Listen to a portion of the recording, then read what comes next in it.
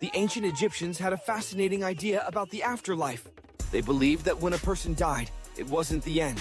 It was just the beginning of a long journey to a new eternal life. But getting to the afterlife wasn't simple. It involved a series of steps and tests. First, the Egyptians believed that to make it to the afterlife, a person's body needed to be preserved. This is why they practiced mummification, wrapping the body carefully to keep it from decaying. They thought the soul needed a physical body to return to, so preserving it was really important. Once a person was mummified and placed in their tomb, their soul was ready for the journey. The Egyptians believed the soul had several parts, like the Ka and Ba.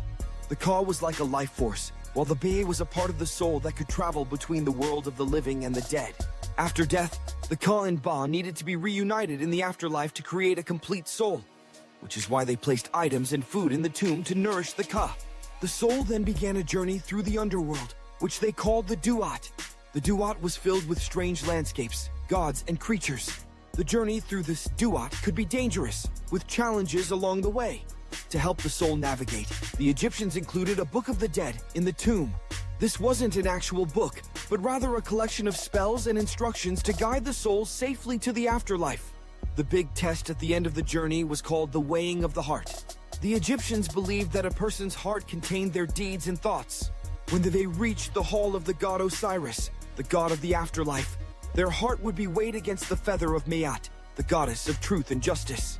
If the heart was as light as the feather, it meant the person had lived a good life, free of lies and wrongdoing, and they would be allowed into the afterlife, called the Field of Reeds.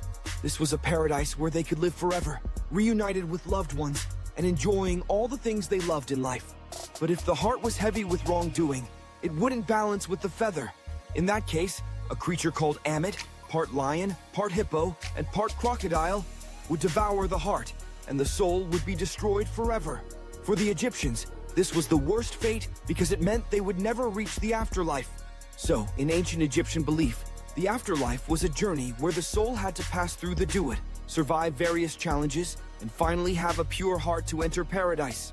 If they succeeded, they would live forever in a beautiful, eternal world.